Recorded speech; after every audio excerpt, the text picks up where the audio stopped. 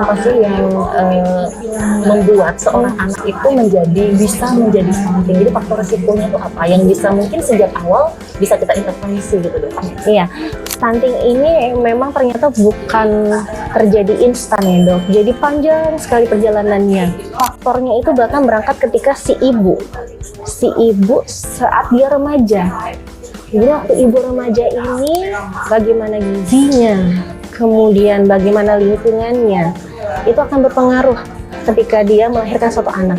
Kita berangkat yang pertama, ketika seorang ibu masih dalam masa remaja, ada tidak anemia, olahraganya cukup tidak, asupan proteinnya cukup tidak, asupan makanan cukup tidak, kemudian juga lingkungan, kebersihan itu juga mempengaruhi.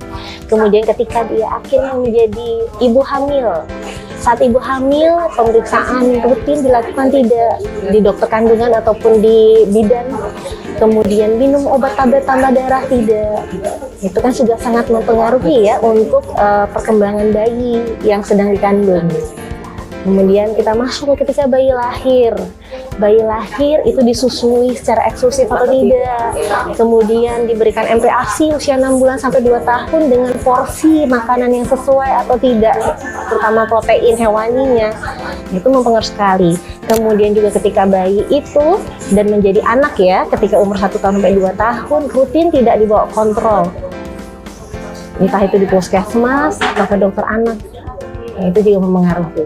Dan juga lingkungan ya, tapi terlepas dari semua itu jangan lupa bahwa memang ada pengaruh faktor ekonomi, faktor budaya.